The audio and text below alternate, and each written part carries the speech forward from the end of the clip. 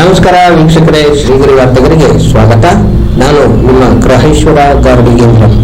ದಿನಾಂಕ ಮೇ 24, 2025ರಂದು ಮೈಸೂರಿನ ಗೋಕುಲಂ 3ನೇ ಹಂತದಲ್ಲಿರುವ ಶ್ರೀಕೃಷ್ಣ ಸೇವಾ ಸಮಿತಿ ಟ್ರಸ್ಟ್ ಮತ್ತು ಶ್ರೀಕೃಷ್ಣ ಗಾನ ಸಭಾ ವತಿಯಿಂದ ಮೈಸೂರಿನ ರಾಮಕೃಷ್ಣ ನಗರದಲ್ಲಿರುವ ರಾಮಗೋವಿಂದ ರಂಗಮಂದಿರದಲ್ಲಿ ಗಣೇಶ ಬಿಡಿ ವರ್ಕ್ಸ್ ಮ್ಯಾನೇಜಿಂಗ್ ಟ್ರಸ್ಟ್ ಆದ ಧರ್ಮರತ್ನಾಕರ ಡಾಕ್ಟರ್ ಎಂ ಜಗನ್ನಾಥ ಶೆಣೈರವರಿಂದ ಅವರ ತಂದೆ ಗೋವಿಂದರಾವ್ ಮತ್ತು ತಾಯಿ ರಮಾಬಾಯಿ ನೆನಪಿಗಾಗಿ ಸಂಗೀತ ಕಚೇರಿಯನ್ನು ಏರ್ಪಡಿಸಲಾಗಿತ್ತು.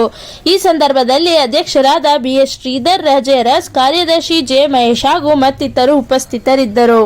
ಈ ಕಾರ್ಯಕ್ರಮಕ್ಕೆ ಒಂದು ಅರ್ಥ ಇದೆ. ನಮ್ಮ ಜಗನ್ನಾಥ ಶೆಣೈ ಅವರ ತಂದೆ ತಾಯಿಗಳಾದಂತಹ ರಮಾ ಗೋವಿಂದ ಅವರ ಹೆಸರಿನಲ್ಲಿ ಈ ಸ್ಮರಣೆಯ ಸಂಗೀತ ಕಾರ್ಯಕ್ರಮ ನಡೀತಾ ಇದೆ. ವಿಶೇಷ ಅಂತ ಹೇಳಿದ್ರೆ ಈ ರಂಗಮಂದಿರದ ಹೆಸರು ರಮಾ ಗೋವಿಂದ ರಂಗಮಂದಿರ. ಇದನ್ನು ಕಟ್ಟಿಸ್ಕೊಟ್ಟವರು ಅವರ ತಂದೆ ತಾಯಿಗಳ ಹೆಸರಿನಲ್ಲಿ ಇದೇ ಜಗನ್ನಾಥ ಶೆಣೈ. ತುಂಬು ಹೃದಯದಿಂದ, ತುಂಬು ಮನಸ್ಸಿನಿಂದ, ಉದಾರವಾದ ಮನಸ್ಸಿನಿಂದ ಕೋಟ್ಯಾಂತರ ರೂಪಾಯಿ ಹಣವನ್ನು ವ್ಯಯ ಮಾಡಿ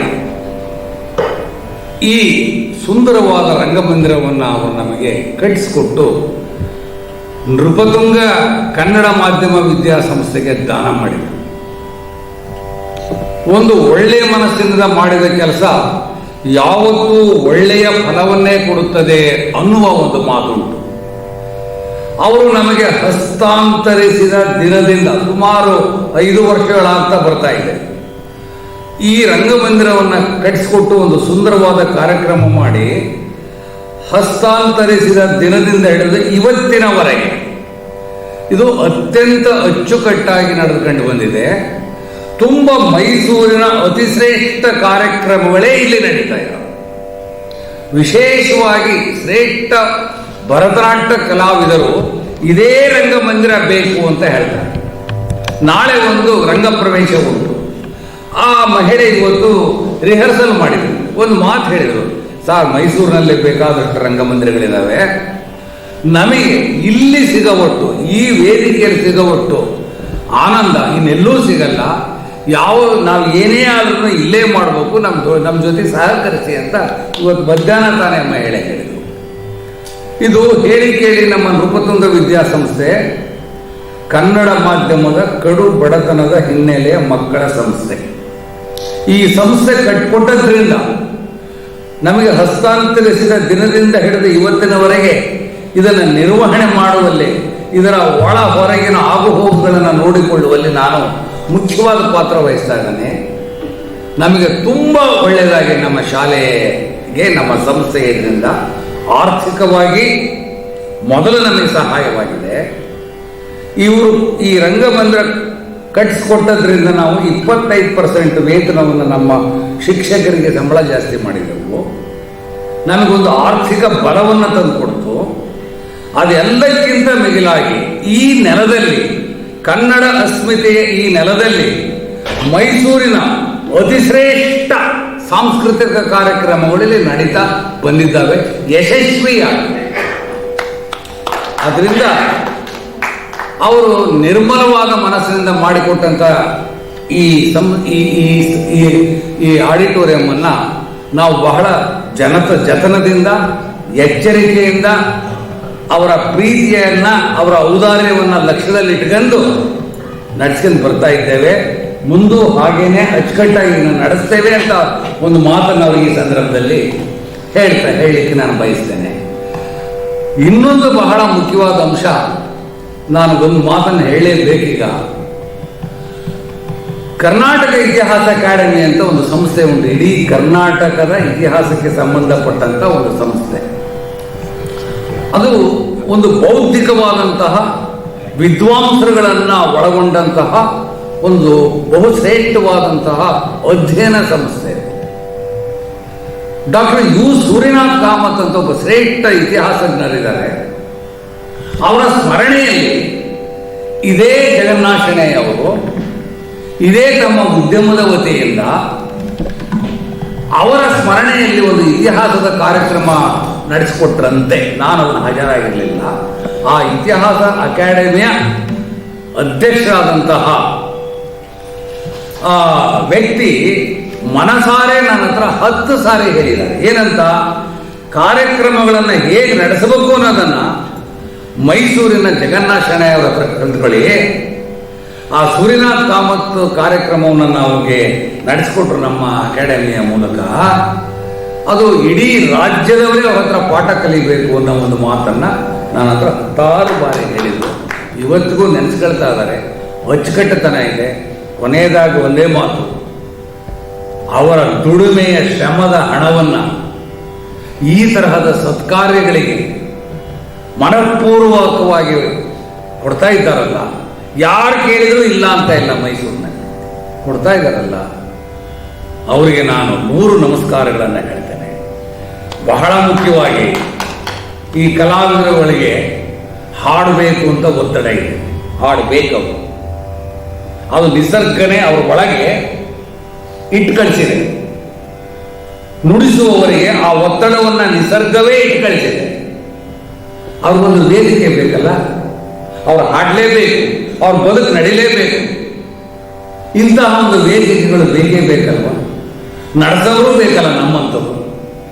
ಅಂತಹ ಕಲಾವಿದರು ಪ್ರವರ್ಧಮಾನ ಬರುವುದಕ್ಕೆ, ಅವರು ಅನಾವರಣಗೊಳ್ಳುವುದಕ್ಕೆ ಇಂತಹ ದಾನಿಗಳಿಂದ, ಇದು ಮೊದಲಿಂದನೂ ಆಗಿದೆ, ಈ ದೇಶದಲ್ಲಿ ಆಗಿಲ್ಲ ಅಂತ ನಾನು ಹೇಳಲ್ಲ. ಪ್ರಸ್ತುತ ಸಂದರ್ಭದಲ್ಲಿ ಮೈಸೂರಿನ ಸಾಂಸ್ಕೃತಿಕ ವಲಯದಲ್ಲಿ ಅಂತಹ ಜನಗಳ ಕೊರತೆ ಕಾಣ್ತಾ ಇತ್ತು. ಆ ಕೊರತೆಯನ್ನ ನಮ್ಮ ಜಗನ್ನಾಥ ಶೆಣೈಯವರು ಮತ್ತು ಅವರ ಉದ್ಯಮದವರು ನಡೆಸಿಕೊಟ್ಟಿದ್ದಾರೆ. ಅವರಿಗೆ ದೇವರು ಎಲ್ಲ ರೀತಿಯಲ್ಲೂ ಒಳಿತು ಮಾಡಲಿ ಅಂತೇಳಿ ಸಂದರ್ಭದಲ್ಲಿ ನಮಸ್ಕರಿಸಿ ನನ್ನ 2 ಮಾತುಗಳನ್ನು ಮುಗಿಸ್ತೇನೆ.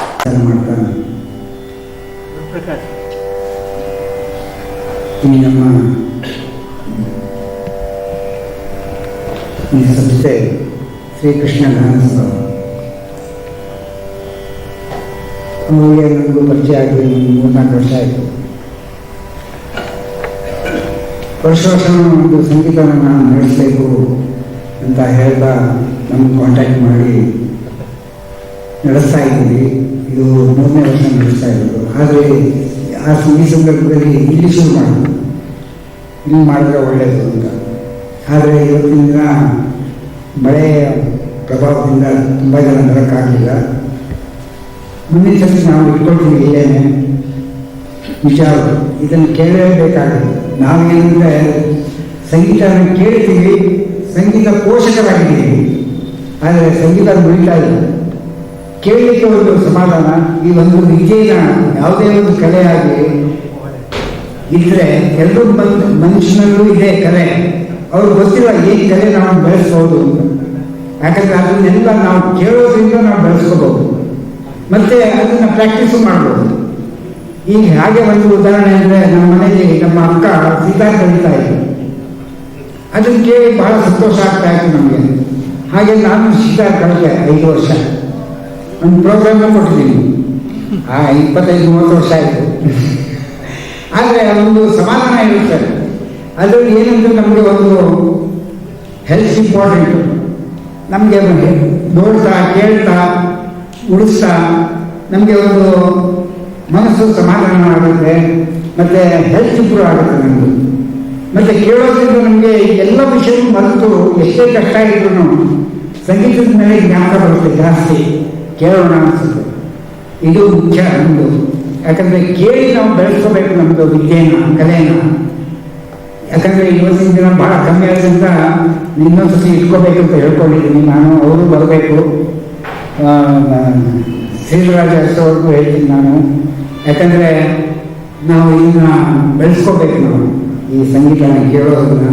ಮತ್ತು ಹಾಗೆ ಮಾತ್ರ ಅಲ್ಲ, ಮಕ್ಕಳಿಗೂ ನಾವು ಕಲಿಸ್ಬೇಕು. ಯಾಕಂದರೆ ಎಲ್ಲರೂ 60 ವರ್ಷದ ಆದ್ಮೇಲೆ ಕೇಳಕ್ಕೆ ಬರ್ತಾರೆ. ಆದರೆ ನಾವು ಹೇಳೋದೇನೆಂದರೆ ಸಂಗೀತ ತಿಳ್ಕೋಬೇಕು, ಅದನ್ನು ಕಲಿಬೇಕು ಮಕ್ಕಳು. ಯಾಕಂದರೆ ಅವ್ರಿಗೆ ಒಂದು 6 ತಿಂಗಳು ಕೇಳ್ತಾ ಇದ್ದರೆ ಅವ್ರಿಗೂ ಇಂಟ್ರೆಸ್ಟ್ ಬರ್ತದೆ. ಕೇಳೋದೇ ಇಲ್ಲ ಅಂದರೆ ಹೇಗಾಗುತ್ತೆ? ಆದ್ದರಿಂದ ಈಗಿನ ಮಕ್ಕಳ ಏನಂದರೆ ಬರೀ ಮೊಬೈಲಲ್ಲೇ ಇರ್ತಾರೆ. ಅದನ್ನು ನಾವು ತಂದೆ ತಾಯಿಗಳು ಅದನ್ನು ದೂರ ಇಡಬೇಕು. ಮತ್ತು ಇಲ್ಲ ಒಂದು ಪ್ರೋಗ್ರಾಮ್ ಆದಾಗ ಅವ್ರು ಕರ್ಕೊಂಡ್ಬರ್ಬೇಕು. ಕರ್ಕೊಂಡ್ಬಂದಾಗ ಅವ್ರಿಗೆ ಇಷ್ಟು ಇಂಟ್ರೆಸ್ಟ್ ಬರುತ್ತೆ, ನಾವು ಕೇಳಬೇಕು ಅಂತ. ಹಾಗೆ ಈ ಒಂದು ಸಂಗೀತ ಕಾರ್ಯಕ್ರಮ ನಾವು ಇಟ್ಕೊಂಡಿದ್ದೀವಿ. ಮುಂದೆನೂ ಅಷ್ಟೇ ಮಕ್ಕಳು ಒಂದು ಕಲೆಯನ್ನು ಬೆಳೆಸ್ಕೊಳ್ಳಿ ಅಂತ ನಾನು ಕೇಳ್ಕೊಳ್ತೀನಿ. ಯಾವುದೊಂದು ಇನ್ಸ್ಟ್ರೂಮೆಂಟ್ ಆಗಲಿ, ಸಂಗೀತ ಆಗಲಿ, ಯಾವುದೇ ಆಗಲಿ ಅದನ್ನು ಕಲಿಬೇಕು. ಕಲಿತೇ ಮಕ್ಕಳು ಒಳ್ಳೆಯ ಗುಣಗಳನ್ನು ಕಲಿಬೋದು. ಒಳ್ಳೆಯ ಗುಣ ಬೆಳೆಯುತ್ತೆ, ಕೆಟ್ಟ ಗುಣ ಹೋಗುತ್ತೆ. ಇದನ್ನು ನಾವು ತಿಳ್ಕೋಬೇಕು. ನಾವು ಇವತ್ತು ದೊಡ್ಡವರಾದ್ರೂ ಕೇಳ್ತೀವಿ, ಎಷ್ಟೇ ಕಷ್ಟ ಇದ್ದು ಮನೆಯಲ್ಲಿ ಅಥವಾ ಹೊರಗಡೆ ಬಿಸ್ನೆಸ್ಸಲ್ಲಿ ಒಂದ್ಸತಿ ಕೇಳಿದ್ರೆ ನಮಗೆ ಸಮಾಧಾನ, ಮತ್ತು ಅದಕ್ಕೆ ಉಪಾಯ ಬರುತ್ತೆ ನಾವು ಏನು ಮಾಡ್ಬೋದು ಅಂತ. ಆದ್ದರಿಂದ ನಾನು ಹೇಳೋದು, ಸಂಗೀತನ ಕೇಳ್ಕೋಬೇಕು, ಕೇಳಿ ನಾವು ಅದನ್ನು ಆಲಿಸ್ಬೇಕು, ಅದೇ ಮುಖ್ಯ. ಇವಾಗ 5 ಜನ ಇದ್ರೂ ಪರವಾಗಿಲ್ಲ, ಸಂಗೀತ ಕೇಳಿದ್ರೆ ಅದೇ ಅವ್ರಿಗೆ ಖುಷಿ. ಕೇಳ್ತಾರಲ್ಲ 5 ಜನ ಆದ್ರೂ ಅಂತ, ಅದು ಇರಬೇಕು. ಯಾಕಂದರೆ ಯಾರು ಇಲ್ಲ ಅಂತ ಕಲಿತಾ ಹೋಗ್ಬೇಕು, ಬರ್ತಾ ಇರ್ತಾರೆ ಜನ. ಇದನ್ನು ತಿಳ್ಕೊಬೇಕಂತ ಹೇಳ್ತಾ, ನಾವು ಬರೀ ಪೋಷಕರು ಇದನ್ನು ಬೆಳೆಸಬೇಕು. ಇದೆಲ್ಲ ಸಹಕಾರ ನಿಮ್ಮಿಂದ ಆಗೋದು, ಜನರಿಂದ. ಯಾರು ಕೇಳ್ತಾರೋ ಅವರು ಅದನ್ನು ಬೆಳೆಸ್ಕೋಬೇಕಂತ ಹೇಳ್ತಾ, ಈ ಸಂಸ್ಥೆನೂ ಅಷ್ಟೇ ವೀರ ಅರಸವರು ಬಹಳ ಚೆನ್ನಾಗಿ ಬೆಳೆಸ್ತಾ ಇದ್ದಾರೆ. ಮುಖ್ಯಮಂತ್ರಿ ಅವರು ಕಾರ್ಯಕ್ರಮ ಇಡ್ತಾ ಇದ್ದಾರೆ. ಅವರು ಗೋಕುಲಮಲ್ಲಿ ಕೃಷ್ಣಧಾಮದಲ್ಲಿ ಅವ್ರಿಗೂ ಅಷ್ಟೇ ಇಷ್ಟು ವಯಸ್ಸಾದ್ರೂ ಅವರು ಇಂಟ್ರೆಸ್ಟ್ ಬಿಟ್ಟಿಲ್ಲ ಸಂಗೀತದ್ದು. ಈಗ ಗೋಪುರನ ಕಟ್ಟಕ್ಕೆ ಹೊರಟಿದ್ದಾರೆ ದೇವಸ್ಥಾನದಲ್ಲಿ. ಅದು ನಮ್ಮ ಮೊನ್ನೆ ಗುದ್ಲಿ ಪೂಜೆ ಆಯಿತು, ಅದನ್ನು ಮಾಡಬೇಕು ಅಂತ ಅವ್ರಿಗೆ ಬಹಳ ಇಷ್ಟ. ಈ ವಯಸ್ಸಲ್ಲಿ ಇಷ್ಟೆಲ್ಲ ಇಂಟ್ರೆಸ್ಟ್ ನಿಮ್ಗೆ ಯಾಕೆ ಅಂತ ಹೇಳಿದ್ರು, ಇಲ್ಲ ನಾವು ಮಾಡಬೇಕು, ಅದು ಮುಖ್ಯ. ಎಷ್ಟೇ ವಯಸ್ಸು ಅಲ್ಲ, ಅದು ಮನಸ್ಸಿಟ್ಟರೆ ಮಾರ್ಗ ಅಂತ ಹೇಳ್ತೀವಿ. ಅದನ್ನು ನಾನು ಹೇಳೋದು, ಇದನ್ನು ಬೆಳೆಸ್ಕೋಬೇಕು, ಕಲೆನ ಯಾವುದೇ ಆಗಲಿ ಬೆಳೆಸ್ಬೇಕಂತ ಹೇಳ್ತಾ ಈ ಎಲ್ಲ ಮಾತನ್ನು ಮುಗಿಸ್ತೀನಿ. ಎಲ್ಲರಿಗೂ ನಮಸ್ಕಾರ. ಒಂದು ಬಹಳ ಮುಖ್ಯವಾದ ಮಾತಿದೆ. They alone live who live for others are more dead than alive ಅಂತ. ಯಾರು 4 ಜನಕ್ಕೆ ಸಹಾಯ ಮಾಡ್ತಕ್ಕಂಥದ್ದು, 4 ಜನಕ್ಕೆ ಒಳ್ಳೇದಾಗಲಿ ಅಂತಕ್ಕಂಥ ಅನಿಸ್ತಕ್ಕಂಥವ್ರು, ಅವರೇ ನಿಜವಾಗಿ ಬದುಕಿರೋದು. ನಮಗೂ ನಾಳೆ ಬದುಕಿದ್ದೀವಿ ಅಂತಂದ್ರೆ ಏನೂ ಅಲ್ಲ, ಅದು ಇವರು is the manifestation of that. So ಅವ್ರಿಗೆ ನಿಮ್ಮೆಲ್ಲರ ಪರವಾಗಿ ನನ್ನ ನಮೋನಮೋ. ಈಗ ಮತ್ತೆ ಮುಂದಿನ ವಾರ್ತೆಗರಿಯಲ್ಲಿ ಭೇಟಿಯಾಗೋಣ. ಶ್ರೀಗರಿ, ನಿಮ್ಮ ಮನದಾಳದ ಗರಿ. ನಮಸ್ಕಾರ. ಶ್ರೀಗರಿ, ನಿಮ್ಮ ಮನದಾಳದ ಗರಿ. ಶ್ರೀಗರಿ, ನಿಮ್ಮ ಭಾವನೆಗಳ ಗರಿ. ಶ್ರೀಗರಿ, ನಾಡಿನ ಹೆಮ್ಮೆಯ ಗರಿ. ಮನೆ ಮನಗಳ ಗರಿದು ಶ್ರೀಗರಿ, ತನು ಮನ ಧನಗಳ ಗರಿದು ಶ್ರೀಗರಿ, ವಿಶ್ವದ ದೇಶದ ನಾಡಿನ ಗರಿದು ಶ್ರೀಗರಿ. ಶ್ರೀಗರಿ ಶ್ರೀಗರಿ ಶ್ರೀಗರಿ ಶ್ರೀಗರಿ ಶ್ರೀಗರಿ, ನಿಮ್ಮ ಮನದಾಳದ ಗರಿ.